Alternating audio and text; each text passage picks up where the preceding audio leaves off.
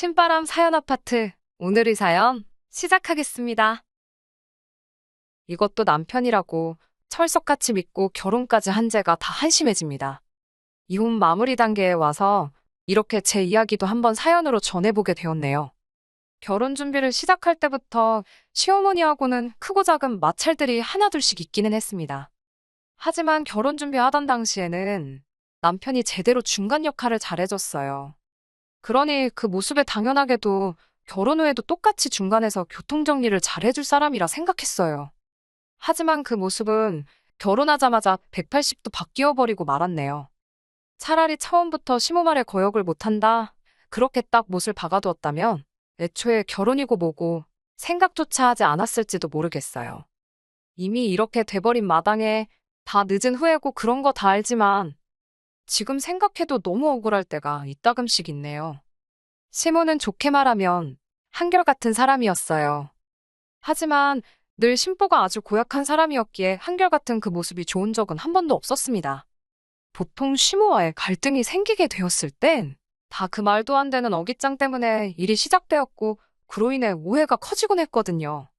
아마 남편도 보편적인 기준에서 지 엄마 편을 들 수가 없었기 때문에 제 편을 들었던 게 아닐까 싶어요. 아마 그 당시에도 엄마 편을 들어주고 싶어서 몸이 근질근질했을 겁니다. 남편이라는 단어 참 찰떡같이 잘 만든 단어 같아요.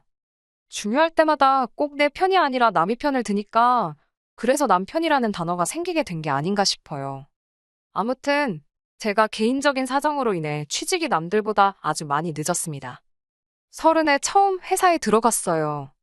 남편은 뒤늦게 취직한 회사에서 같이 일하는 직장 선배였고 저한테 업무적으로 이런저런 인수인계를 해주던 사람이라 자연스럽게 정이 들고 그렇게 결혼까지 이어지게 되었습니다. 취직이 늦은 이유는 별거 없어요. 어려워진 집안 형편 때문에 제가 부모님을 돕지 않을 수가 없었습니다. 친정아버지는 평범한 회사원이셨고 친정어머니는 평생을 전업주부로 살아오셨어요. 제가 외동이었기에 사실상 제가 대학에 입학하면서 친정부모님은 노후 준비를 곧바로 시작하셨는데 아버지 회사에 일이 생기게 되었습니다. 정상적인 부도가 아니었고 회사 대표가 야반도주를 하는 바람에 아버지는 퇴직금이며 그간 밀렸던 월급이며 단 한 푼도 정산받지 못하게 되었어요. 떼인 돈이야 떼인 돈이지만 집안 형편이 어려워진 건 다른 이유에서였습니다. 약간이나마 모아두신 노후 자금을 가지고 아버지가 어디서 무슨 소리를 듣고 오신 건지 창업을 하셨거든요. 그런데 하필 차렸던 가게가 아실 분들은 다들 아실 텐데 그 말도 많고 탈도 많았던 대왕 카스테라 집을 오픈하셨거든요. 평생 책상머리 앞에서 사무직을 하시던 아버지가 웬 빵집을 시작하셨는지는 모르겠지만 아버지 입장도 이해가 가긴 했어요. 정상적으로 회사를 다녔어도 곧 정년을 맞았을 텐데 어느 회사에서 곧 정년인 사람을 쓰겠냐 하셨거든요. 하지만 라면도 혼자 제대로 못 끓이시던 아버지가 갑자기 무슨 빵을 만들겠어요. 결국 어머니까지 달라붙어 두 분이서 인건비 아껴가며 가게를 꾸리셨어요. 장사 노하우도 없는 분들이라 정직함 하나만 가지고 장사를 하셨는데 그 이후에 다들 아시는 그 사건들이 터지게 되었어요. 방송에서 시작된 안 좋은 루머 때문에 그나마 있던 손님들도 뚝 끊어지게 되었거든요. 어머니께서 어떻게 가게를 살려보겠다고 고군분투하다가 건강이 악화되는 바람에 결국 당시 취직을 준비 중이었던 제가 어머니 대신 가게를 돌봐야 했고요. 가게가 망해도 이상하지 않을 상황이라 너무 힘들었습니다. 그런데 어쩌겠어요. 친정부모님 노후 자금이 홀랑 들어가 있는 가게인데 최선을 다해서 열심히 했습니다. 정직함 하나만 가지고 승부했던 가게이기에 처음엔 힘들었지만 차차 시간이 지나감에 따라 가게가 다시 살아나기 시작했어요. 나중에 가선 방송에서 시작된 루머도 서서히 사람들이 잘못된 정보라는 걸 인지하기 시작했고 오히려 경쟁 가게가 다 망해버려서 나중에 가선 타 지역에서도 입소문 듣고 손님들이 찾아올 정도로 장사가 잘 되기 시작했습니다. 나중에 가서는 재료가 모자라서 일찍 가게를 닫을 때도 있을 정도로 손님이 많아졌어요. 그때쯤 어머니도 건강을 회복하셨고 아버지의 전 직장 동료였던 분들이 투자를 해준다며 이 사무점 이야기도 막 나올 때쯤이었어요. 전화위복이 되어서 돈이 잘 벌리게 된 상황이다 보니 부모님은 제가 가게 일을 계속했으면 하셨지만 저는 질리기도 했고 어쨌든 여태 대학 공부한 것도 있고 회사 생활 못 해본 게 한이 되어서 가게를 나와 취직 준비를 시작했어요. 이러나 저러나 가게는 제 적성에 맞지도 않았고요. 그런데 취직도 쉬운 게 아니더라고요. 1년이라는 준비 기간 끝에 결국 저는 취직에 성공을 했습니다. 그리고 회사 생활을 시작하면서 남편을 만났고 1년 정도의 연애 끝에 결혼 준비를 시작하게 되었습니다. 하지만 제가 모아놓은 돈이 그렇게 넉넉한 편은 아니었어요. 여태껏 부모님 가게를 돕긴 했지만 제가 가게를 돕던 시기에는 워낙 어려운 때라 월급이랍시고 그냥 용돈 정도만 받고 일을 했었거든요. 그마저도 취직 준비하면서 반 가까이 써버리게 되었고요. 회사 생활 1년 하긴 했지만 연봉이 엄청 좋은 회사도 아니라서 모아놓은 돈이 딱 4천. 그게 전부였어요. 물론 저희 부모님이 가만 계실 분들은 아니었지요. 당시에 요 사무점 이야기 때문에 부모님이 돈을 좀 모아놓은 상황이었는데 가게 차릴 돈을 저에게 다 주신다 하셨어요. 제가 3년 취직도 안 하고 가게에 묶여있던 시간에 비하면 그 돈은 돈도 아니라고 그냥 주신다고 했는데 제가 한사코 거절했습니다. 물론 결혼 준비를 하던 시기라 이 사실을 남편에게 말을 해줘야 하나 말아야 하나 고민이 되긴 했습니다. 제가 집안 사정 때문에 취직이 늦은 걸 알고 있던 남편이 당시 제 주머니 사정에 대해서 지레짐작을 했었나 봅니다.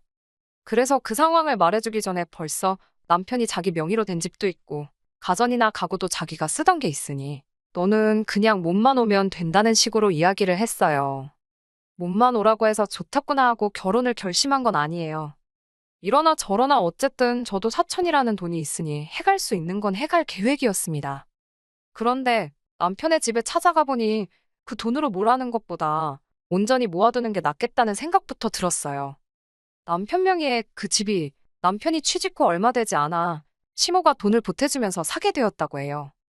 당시 아버님이 돌아가시면서 남긴 돈이 있는데 시모 혼자 노후 대책으로 다 써버리기엔 미안했는지 이것만 받고 떨어지라는 식으로 3천을 보태주셨다고 해요. 그런데 그 문제의 집이 아마 완공된 해가 제 생년월일보다 훨씬 먼저일 것 같은 오래된 구축 빌라였거든요. 게다가 위치도 안 좋았어요. 가장 가까운 대중교통수단인 버스를 타러 가는 데까지 10분을 걸어야 했고 지하철역도 버스를 타고 한참을 가야 했었거든요.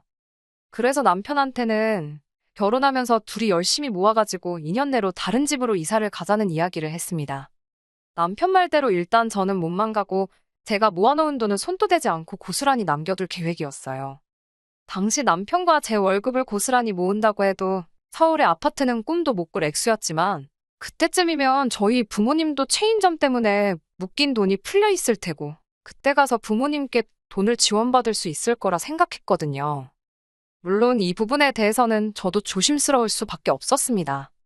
사람 일이라는 게 어떻게 되는 건지 모르잖아요. 더군다나 저희 부모님은 벌써 한번 폭삭망할 뻔한 상황을 겪으시기도 했었다 보니 제가 그 돈을 무조건 해주실 거라는 식으로 미리 말을 꺼내놓을 수는 없는 상황이었어요. 그래서 그냥 그때 상황 봐서 이야기를 하기로 혼자 결정했지요. 이러나 저러나 어쨌든 저도 사천이면 당시 남편 집 시세가 1억 조금 넘는 정도였으니 굳이 따지고 본다면 말 맞다나 맨손으로 가는 건 아니었으니까요. 남편과 저는 합의가 된 일이다 보니 크게 신경을 쓰지 않았는데 시모 눈에는 제가 정말 몸뚱아리만 오는 거라 생각을 했나 봐요. 그리고 그걸 빌미로 시모가 저에 대해서 안 좋은 감정을 가지고 있을 거란 생각은 그 당시에는 하지 못했습니다.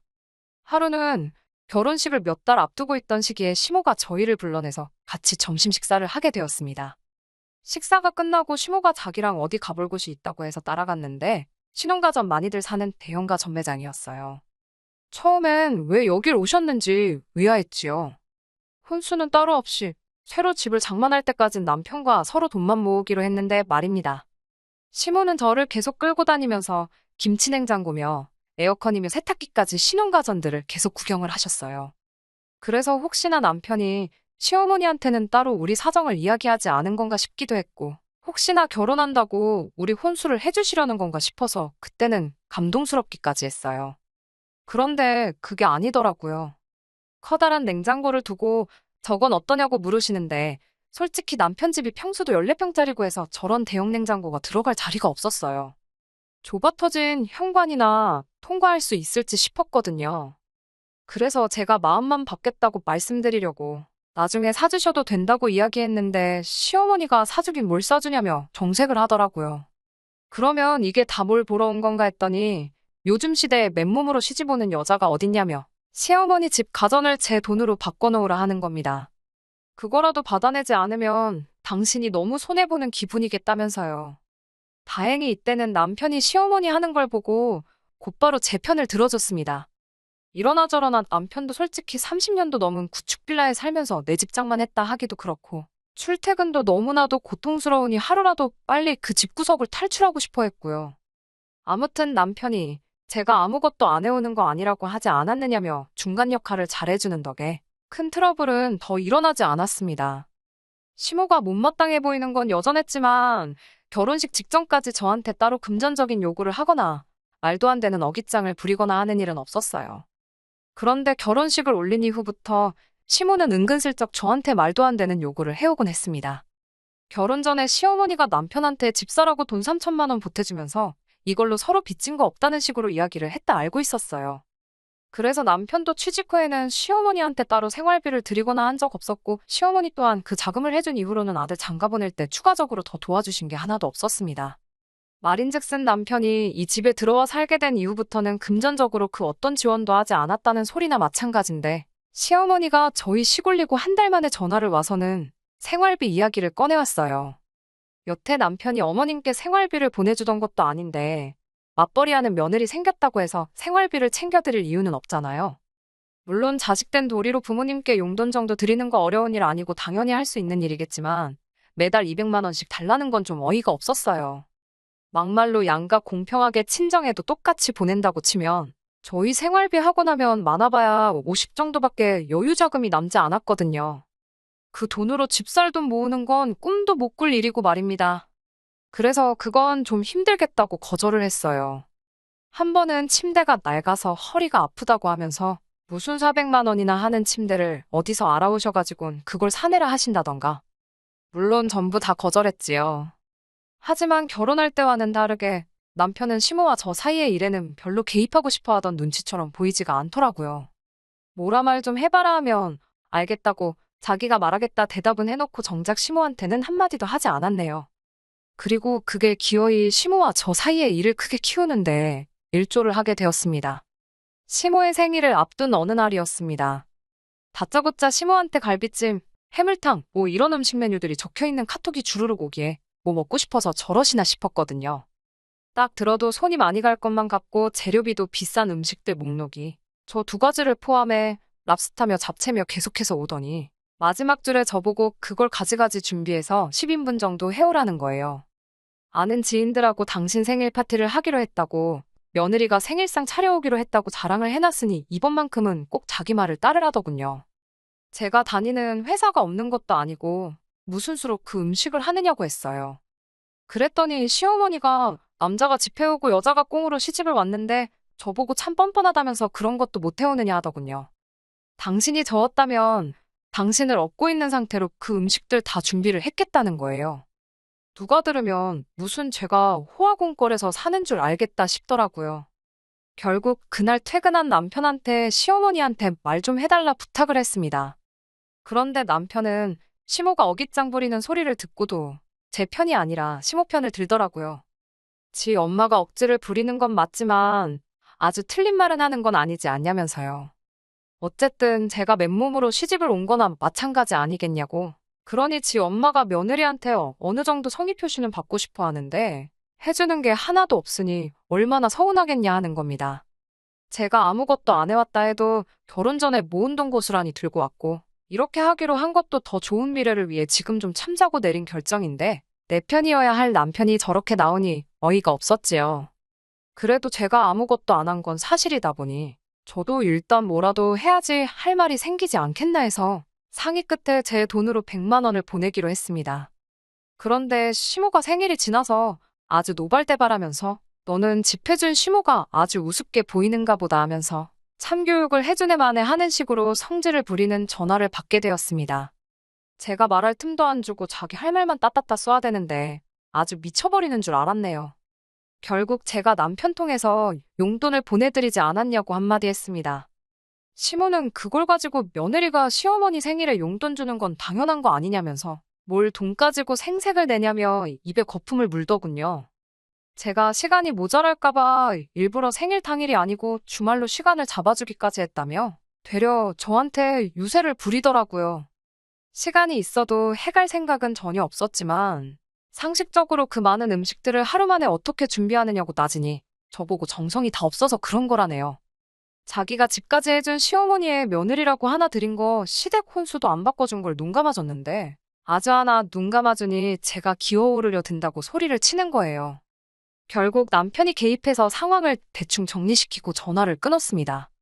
저는 아직 화가 가라앉지 않은 상황이어서 남편한테 어머님은 대체 나한테 뭐가 불만이냐 저러시냐면서 화를 냈지요.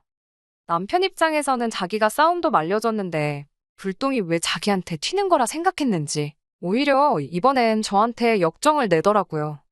저보고 왜 이렇게 시어머니랑 잘 못 지내냐고 하는 거예요. 무리한 요구를 하긴 했지만 그걸 다 들어주지 못해도 두세 가지라도 해가지고 가면 시어머니가 저 정도까지 화를 내지 않으셨을 거라는 거죠. 이를 크게 키운 건 엄마가 아니라 네 잘못이라며 결국엔 지 엄마 편을 들어주더군요. 앞서 말한 것처럼 이런 자식을 남편이라고 옆에 끼고 사는 게 맞나 하는 생각이 들었습니다. 그동안은 제가 어찌어찌 제 선에서 참고 넘어갔고 이번에 처음으로 싸움으로 번진 건데 짧은 결혼 생활이나마 무슨 일이던 간에 무조건 제 편에 서준다던 남편은 고민도 없이 시어머니의 손을 들어주었네요. 그 뒤로는 남편하고 따로 말도 안 하고 지냈습니다. 회사에서도 같이 일을 해야 했기 때문에 고역이었지만 그래도 공과 사는 확실히 구분하기 위해서 회사 일에는 지장 없게 행동했어요. 남편은 이러나 저러나 제 직장 상사의 위치에 있었기 때문에 그 지위를 가지고 저한테 이죽거리면서 사소한 시비를 걸어왔습니다. 회사에선 더럽지만 참았고 집에 와서는 없는 사람인 척 무시하면서 지냈지요. 남편이 먼저 사과해오기 전까진 제가 구태여 먼저 화해의 손길을 내밀 이유도 없다 생각했고요. 그리고 그렇게 냉전 상태로 지낸 지 단 2주밖에 지나지 않은 상황이었습니다. 남편이 일부러 출장 스케줄을 꼬아서 제가 금요일부터 토요일 오후까지 타 지역에 외근을 나가도록 조작을 해놨더라고요.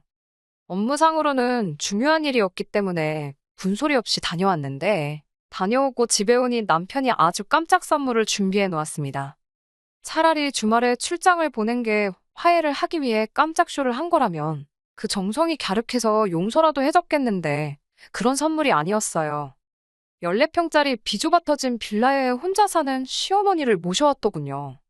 제가 퇴근 후 공부할 때 쓰던 공부방을 시어머니한테 넘겨놓고선 시어머니가 한동안 같이 지내게 되었으니 그렇게 알라는 겁니다.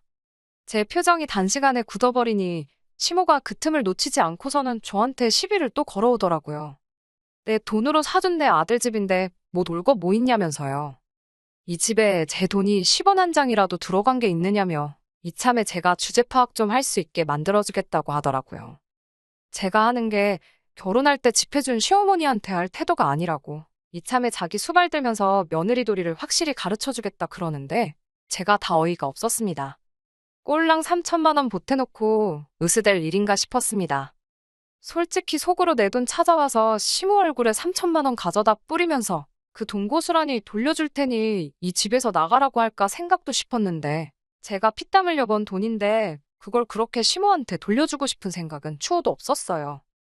저한테 말도 없이 시어머니 데리고 온 남편도 결국 한통속 아니겠나요? 시어머니가 얼마나 남편을 가스라이팅을 해댄 건지 옆에서 시모를 거들면서 엄마가 틀린 말 하는 거 없지 않냐고 하면서 그냥 이쯤에서 잘못한 거 인정하고 사과하면 어머니는 집으로 돌려보내겠다고 제안을 해오는 겁니다. 남편도 시모와 같은 생각을 하고 있는 거지요. 집이라고 솔직히 요즘 부동산 경기에 팔리겠나 싶은 집을 가지고선 저렇게 생색을 내니 뼈 빠지게 벌어서 남편과 둘이 더 좋은 집으로 이사갈 계획을 세웠던 제가 다 바보 같더군요. 그래서 니네 엄마는 네가 실컷 모시라 말하고 저는 짐 싸들고 친정으로 나왔습니다. 남편은 저보고 크게 실수하는 거라고 하면서 이걸 가지고 이혼을 할 거냐며 울음장을 놓더라고요. 이혼해달라 하면 해주겠다고 큰 소리를 치면서 저보고 회사는 이제 다 다닌 거나 마찬가지라고 협박까지 하는데 그때 아차 싶긴 했어요. 큰 회사는 아니지만 제가 뒤늦게 힘들게 들어간 회사였기도 하고 짐 싸들고 집에 가는 내내 몇 번이나 발걸음을 돌릴 뻔했지만 꾹 참고 친정으로 갔습니다. 친정 부모님은 저를 보고 화들짝 놀라서 무슨 일이냐 물어보셨어요. 자초지종을 말하니 친정 부모님이 당신들 생각이 있으시다며 당장 남편을 집으로 부르라 하시더군요. 남편은 제 연락을 받고는 얼마 지나지 않아 친정집으로 찾아왔어요. 어깨에 힘이 잔뜩 들어간 게 아무래도 친정 부모님이 이번 일을 두고 중재를 서주시려고 하니 여전히 자기는 아무 잘못 없는 걸로 생각하는 것 같더군요. 친정 부모님은 남편을 앞에다 두고 결혼할 때 몸만 오라더니 진짜 몸만 갔던 게 그렇게 불만이었냐고 대번에 물으시더라고요. 남편은 미꾸라지같이 요리조리 대답을 잘 피해가더라고요. 다억지나 마찬가지인 궤변에 불과했지만 여전히 결혼할 때 제가 몸만 온 건 사실이니 그걸 가지고 물고 늘어졌어요. 친정 부모님이 남편한테 그러면 사돈어른이 삼천을 보태주셨다고 들었는데 그건 사실이냐고 물으셨어요. 눈치가 빠른 남편은 그 질문의 의도를 깨닫고는 그때 삼천이 지금 삼천이랑 다르지 않겠냐고. 집값 오른 것까지 감안했을 때 따지고 보면 한 8천 정도는 해주신 거나 마찬가지 아니겠냐 하는 겁니다. 남편이 5천, 시모가 3천에서 8천을 주고 샀고 현재 시세가 1억 2천인데 계산 방식이 어떻게 해야 저렇게 되는 건진 모르겠지만 아주 자신감 있게 대답을 하더라고요. 제가 그게 무슨 계산이냐고 한마디 거들려고 하니 친정 부모님이 저를 막아서면서 딱 한마디 하시더라고요. 그럼 당장 그 집 팔아서 냉큼 사돈께 8천을 돌려주고 오라시더군요. 그러면 친정집을 저한테 증여를 해주겠다 하시는 겁니다. 당신들은 그냥 가게 근처에 적당한 월세 구해서 살면 된다고요. 대신에 시모 앞으로 8천이 돌아가면 그 집을 살 당시에 5천을 투자했던 남편 몫은 못해도 1억은 되지 않겠냐 하시면서 절반을 들여서 이 집 혼수로 가득 채워오고 나머지 절반은 가게의 설비를 바꾸고 싶으니 집 해주는 초가 혼수해준다 생각하고 남은 돈을 다 해오라시더라고요. 남편은 대번에 얼굴이 굳더군요. 그도 그럴 게 어디서 많이 들은 상황 아니겠어요? 시모가 저한테 몸만 오는 게 말이나 되냐면서 제가 모은 돈으로 혼수를 요구했던 걸 똑같이 말씀하셨던 거예요. 친정집이 못해도 6억 정도 나가는데 집값 차이만 계산해봐도 남편한테 1억치 혼수를 요구하는 게 친정 부모님 입장에서 못할 소리는 아니셨던 거죠. 남편은 시모 챙겨준다고 시모 몫을 8천으로 부풀려 불렀던 탓에 그 돈을 돌려드리면 당장 자기가 어떻게 1억을 해올 수 있는 상황이 아니란 걸 알았는지 대번에 그건 좀 안 되겠다고 하더라고요. 그러면서 저를 걸고 넘어지는데 결국 저도 혼수 아무것도 안 해오고 몸만 오지 않았냐면서 자기도 똑같이 몸만 오겠다고 하는 겁니다. 친정 부모님은 그것까지 예상하셨다는 듯이 그러면 그렇게 하라고 대답하시면서 대신 방 한 칸은 비워두라고 하시대요. 사위가 집 해주는 장인장모 모신다고 할 줄은 몰랐다고 너스레를 떠시면서 집을 증여해줬는데 몸만 올 거면 당연히 사위가 당신들 모시고 사는 게 맞지 않겠냐며 너털웃음을 지으시는데 자신만만하던 남편이 당황해서 말 한마디도 못하는 꼬락서니를 보니까 제 속이 다 시원하더군요. 그때 깨달았어요. 친정 부모님이 이 결혼을 유지시켜주기 위해 중재를 서주시려던 게 아니라 몸만 오라고 먼저 말해놓고는 결혼하자마자 말 바꿔서 시모가 저 막대하는 게 당연하다는 식으로 나오는 남편을 한 방 먹여주려 하셨다는 걸 말이지요. 그래서 집 같은 거 해주실 필요 없다고 친정 부모님 앞에 나 저 자식하고 이혼할 거라고 선언을 했습니다. 남편은 화들짝 놀라더라고요. 사실 자기도 그 썩어빠진 집 같지도 않은 집에서 빨리 탈출하고 싶었고 이번 기회에 그 집구석에서 탈출하나 싶었는데 제가 이혼하자고 나오니까 말이죠. 남편이 다른 말로는 저를 못 잡을 것 같으니 저한테 회사는 어쩌고 이혼하자는 말이 나오냐 하더라고요. 그래서 제가 콧방구 크게 한번 끼워주고는 그깟 회사 안 나가도 그만이라고 말했습니다. 한 달 월급 300 벌자고 내가 평생을 너랑 너네 엄마한테 무시당하면서 살게 생겼냐고 소리쳤어요. 결국 남편하고는 그렇게 이혼 수속을 밟기 시작했습니다. 웃긴 건 제가 회사에 사표를 내러 갔을 때예요. 회사 대표님이 연애 시작했을 때부터 헤어지면 둘 중 하나 그만둘까봐 걱정스러웠는데 일이 이렇게 될 줄은 상상도 못했다면서 유감을 표하더군요. 그런데 저한테 제안하길 오히려 남편을 해고할 테니 저보고 계속 회사를 다녀주면 어떻겠냐는 겁니다. 남편이 근무 태도도 성실한 편이 아니고 2년 조금 안 되는 기간 동안 저를 지켜봐온 결과 회사에 고인물보다는 신선한 동력이 필요한 것 같은데 작은 일에도 열정적인 저를 놓치는 것보다는 발전할 생각이 없어 보이는 남편을 자르는 게 회사로서는 더 이득이 아니겠냐 하면서 말이지요. 그렇게 남편은 회사에서도 잘리게 되었어요. 사실 저는 부모님 가게에서 다시 일을 시작할 예정이었는데 회사 생활은 제가 아쉬움이 남기도 했고 무엇보다 제가 남으면 남편이 잘리게 되는 건데 그 제안을 받아들이지 않을 이유가 없겠더라고요. 그렇게 실직자가 돼버린 남편은 그 잘난 집을 팔아서 시모 밑으로 들어가게 되었다고 합니다. 시세도 1억 2천이라 집값으로 재미도 못 봤는데 그나마도 요즘 경기에 팔리지가 않아서 금매로 시세보다 헐값에 정리했다는 말을 들었을 때는 속이 다 후련하더군요. 옛말 틀린 거 하나 없는 것 같아요. 고생 끝에 낙이 오는 건 저도 저희 부모님도 직접 경험한 일이고 뿌린 만큼 거둔다는 말도 지금 남편과 시모를 두고 딱 어울리는 말이 아닐까 싶습니다. 평생에 있을 한 번의 기회나 마찬가지였던 복덩이인 저를 놓쳐버린 두 사람. 이번 일로 제대로 한번 배우고 평생을 후회 속에 살아간다면 제게 붙은 이혼 옆구리표가 하나도 아쉬움이 없을 것 같네요. 끝까지 들어주셔서 감사합니다. 오늘의 사연은 여기까지입니다. 구독과 좋아요, 알람 설정 부탁드리고 더 좋은 사연으로 다시 찾아뵙겠습니다. 감사합니다.